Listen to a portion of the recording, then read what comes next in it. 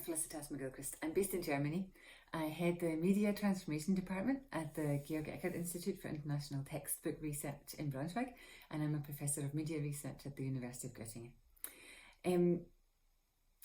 In my observation, most of the public discussion about digital technologies and schooling today focuses to a large extent on expanding infrastructure, more Wi-Fi, more access, more hardware, more software, or on finding good ways of teaching and learning with digital technology in schools. And while these are important issues, they distract us from several other issues which I feel are really crucial. And I'm really pleased that in RED we're going to be able to deal with these other issues, and I hope that some of my experience can help us look at these things. The first thing is how public education is reconfigured.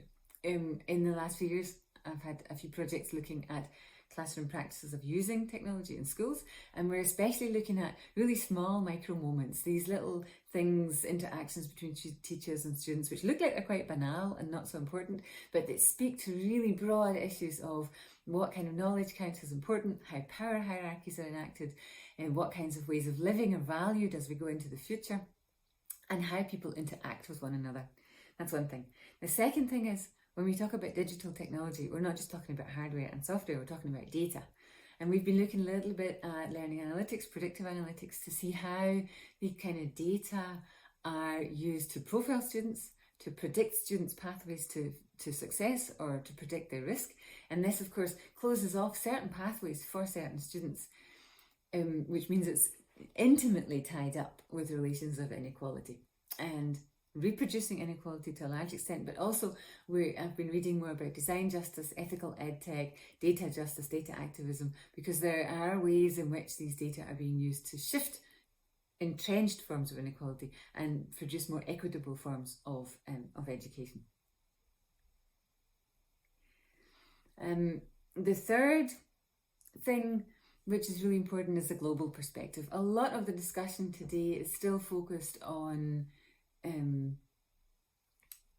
looking at specific contexts, often in Europe or North America, and talking about what we see there as if these are global phenomena.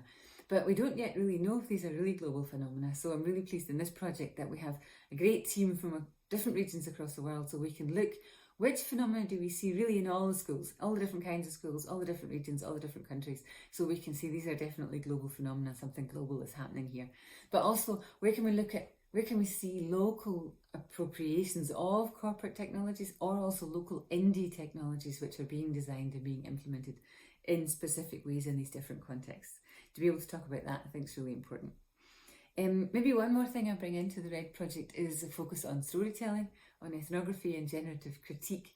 I think it's really important to tell detailed, fine-grained stories about very specific things that are happening, but to be able to tie these very specific things to broader contexts, to broader issues. And so we have, on the one hand, there's quite a lot of research on surveys, or mapping what's happening on a larger scale.